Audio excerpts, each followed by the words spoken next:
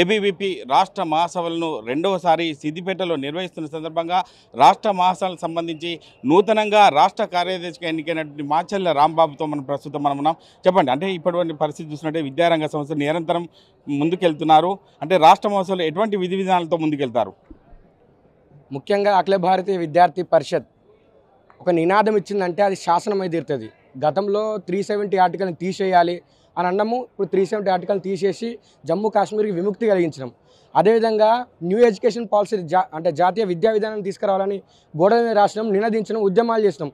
ఇప్పుడు అది NEP 2020 పేరిట ఇప్పుడు అమల్లోకి వచ్చింది. ఆ విద్యార్థి పరిషత్కు ఒక ప్రాశస్త్యం ఉన్నది, ఒక ప్రాముఖ్యత ఉన్నది. అదే ఉద్యమాన్ని నిర్మించిందంటే ఖచ్చితంగా విజయాన్ని ముద్దాడుతాయని చెప్పేసి తెలియజేస్తున్నాం. ఈ 43వ రాష్ట్ర మహాసభలను అటు కొమరన్న ఇటుమకాన సరస్వతీదేవి పుణ్యమూర్తులు ఉన్నటువంటి ఈ నేల మీద, అదేవిధంగా నిజాం ప్రభుత్వాన్ని ఎదిరించినటువంటి వీరబైరాన్పల్లి స్ఫూర్తితోని ఇక్కడ వ్యవస్థ పరివర్తన కోసం విద్యార్థి ఉద్యమం అనే ట్యాగ్ లైన్తోని 43 రాష్ట్ర మహాసభలు నిర్వహిస్తున్నాము.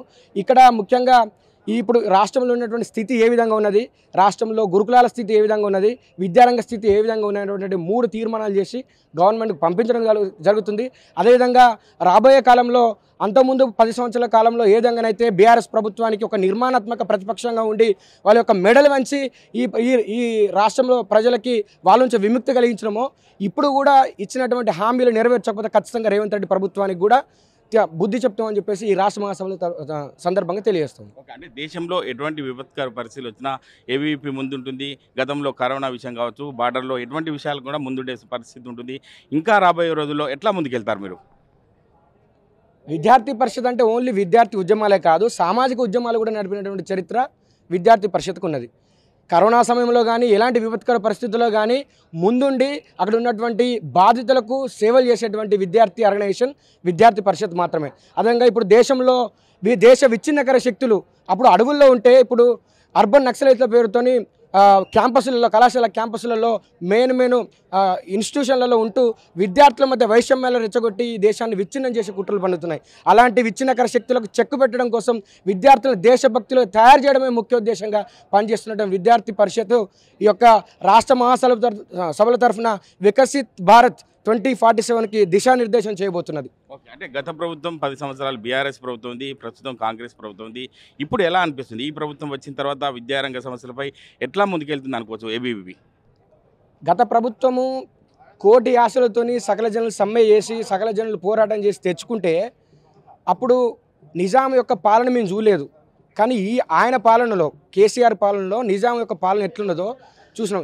నిత్య నిర్బంధాలు, విద్యా వ్యవస్థను పూర్తిగా కుంటుపట్టించేసి యూనివర్సిటీలో మొత్తం నాశనం చేసేసి విద్యా వ్యవస్థను నాశనం చేసినటువంటి చరిత్ర కేసీఆర్ ప్రభుత్వాన్ని. ఇప్పుడు అనేక ఆర్భాటాలతోని ఆర్భాటాలతో హామీలు ఇచ్చి అనేక డిక్లరేషన్లు ఇచ్చి విద్యా వ్యవస్థను పూర్తిగా ప్రక్షాళన చేస్తామని చెప్పడం జరిగింది. హనీమూన్ పీరియడ్ అయిపోయింది, సంవత్సరం అయిపోయింది, ఇంతవరకు విద్యార్థుల స్కాలర్షిప్లు, రియంబర్స్మెంట్లు రిలీజ్ చేసినటువంటి సందర్భం లేదంటే నిన్న మొన్న మాట్లాడుతున్నారు రేవంత్ రెడ్డి గారు ఏమంటున్నారు, 150,000 కోట్లుంటే నేను ఇవి ఎత్తును అవి ఎత్తును అని చెప్తున్నాడు.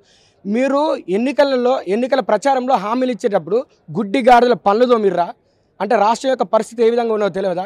ఇప్పుడు వచ్చిన తర్వాత గ్యారంటీలు అమలు చేయలేకపోతున్నాం, బడ్జెట్ లేదండి అంటే నీ యొక్క చిత్తశుద్ధి ఏ విధంగా ఉన్నది ఇప్పుడే అర్థమవుతున్నది. ఆదిలోనే హంసపాద అన్నట్టుగా నువ్వు వివరిస్తున్నావు రేవంత్ రెడ్డి. ఖచ్చితంగా విద్యార్థి పరిషత్ ఆధ్వర్యంలో నిర్వహించబోయేటువంటి ఆందోళన కార్యక్రమాలకు ప్రభుత్వమే బాధ్యత వహించవలసి ఉంటుందని చెప్పేసి ఈ 43 రాష్ట్ర మహాసభలతో ఈ రాష్ట్ర ప్రభుత్వం హెచ్చరిస్తాం. అంటే విద్యారంగ సమస్యలతో పాటు వ్యక్తి నిర్మాణము, దేశ నిర్మాణంలో యొక్క ఏబీవీపీ కీలక పాత్ర పోషిస్తూ ముందుకెళ్తుంది. రాబోయే రోజుల్లో విద్యారంగ సమస్యలపై ఆర్నిశలు కష్టపడుతూ ముందుకెళ్తామని చెప్పి నూతనంగా ఎన్నికైనటువంటి ఏబీవీపీ రాష్ట్ర కార్యదర్శి మాచర్ల రాంబాబు చెప్తున్నారు. కెమెరామెన్ ఎల్లోడ్తో మహేష్, RTV, సిద్దిపేట జిల్లా. మరిన్ని వీడియోస్ కోసం ఛానల్ ని సబ్స్క్రైబ్ చేయండి. లేటెస్ట్ అప్డేట్స్ కోసం వాట్సాప్ ఛానల్ ని ఫాలో అవ్వండి. ఆ లింక్ డిస్క్రిప్షన్ లో ఉంది.